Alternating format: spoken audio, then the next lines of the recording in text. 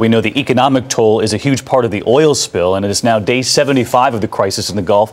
And this morning, more on a new projection that says there's a very good chance that the oil will now reach Miami in the coming weeks. And there are mounting complaints this morning that BP and the White House are standing in the way of resources that could be used in this fight. And so Matt Gutman is in Venice, Louisiana to start us off on this story. Matt, good morning.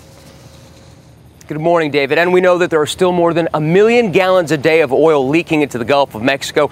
And that government report you just mentioned indicated that too few of the available resources, like these reconfigured fishing boats behind me, are being used. And this morning, all the more urgency as we learn that the east coast of Florida is now in the crosshairs of that oil.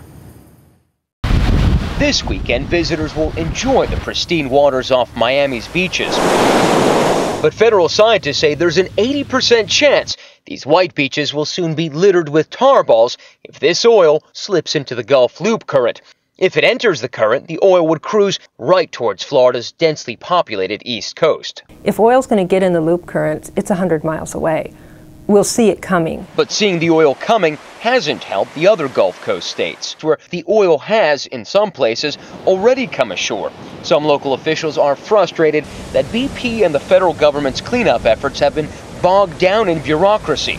Now, a new government report charges the White House with mismanaging its response to the oil spill.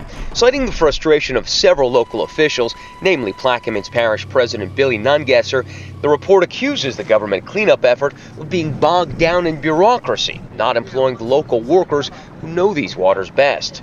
This is an emergency. In a warlike situation, you don't hold resources back because of bureaucracy and red tape. You cut through that and you deploy your resources. Governor Jindal has ordered the Louisiana National Guard to monitor skimmer dispatch. The local fishermen are ready to work but are being bypassed for the jobs, even though they have taken the training and rigged their boats. We sit down here and we live here and we can't get hired. The Coast Guard says there are over 500 skimmers in Gulf waters trying to wrangle the oil. But for Louisiana, on the front lines of this battle, that's just not enough. Our bottom line, treat this like the war that it is, get in this war to win it.